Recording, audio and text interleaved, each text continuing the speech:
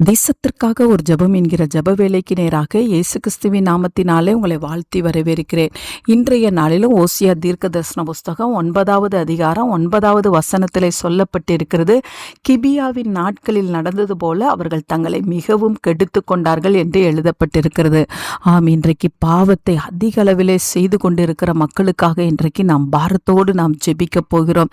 விபச்சார, வேசித்தனம், இச்சையின் ஆவிகள், கொள்ளை வெறியின் ஆவிகள், கொள்ளையின் ஆவிகள், இவைகள் எல்லாம் அகன்று போகும்படியாய் நாம் ஜெபிக்க போகிறோம். கர்த்தருடைய பிள்ளைகள் சாட்சியுள்ள வாழ்க்கை வாழும்படியான கிருபையை கர்த்தர் அருளி செய்யும்படியாய் ஜெபிப்போம். எத்தனை தடமோ தேவன் சொல்லியும் இன்னும் மனமாறாதபடிக்கு கடின கழுத்தை உடையவர்கள் தேவ அண்டைக்கு திரும்பும்படியாய் இன்றைக்கு நாம் பாரத்தோடு நாம் ஜெபிப்போம். என்ன பாவம் செய்தாலும் தேவ சமூகத்திலே நாம் அறிக்கை இடும் பொழுது நம்முடைய பாவங்களை மன்னித்து நம்மை ஏற்றுக்கொள்கிறதுக்கு அவர் தயை பெருத்த தேவனாய் இருக்கிறார். அதனால் இன்றைக்கு ஒவ்வொரு கிறிஸ்தவர்களும் பயபக்தியாய், தேவனுக்கு உகர்ந்தவர்களாய், பரிசுத்தம் உள்ளவர்களாய், பாவமற்ற வாழ்க்கை வாழுகிறவர்களாய் இருக்கும்படியாய் நாம் ஜெபிப்போம். நாம் யாவரும் கண்களை மூடி தேவனை நோக்கி பார்ப்போம். எங்களை நேசிக்கிறதான நல்ல தகப்பனே, இந்த நாளுக்காக ஸ்தோத்திரம். ஆண்டவரே, இந்த நாளிலும் ஆண்டவரே அப்பா, ஓசியா தீர்க்க தரிசன புஸ்தகத்தில் ஓசியா தீர்க்கதரிசி சொல்லுகிறார், ஆண்டவரே மக்கள் ஆண்டவரே தங்களை மிகவும் கெடுத்து கொண்டார்கள் என்று சொல்லி இன்றைக்கு பாவத்தில் இருக்கிற மக்களுக்காக நாங்கள் ஜெபிக்கிறோம்.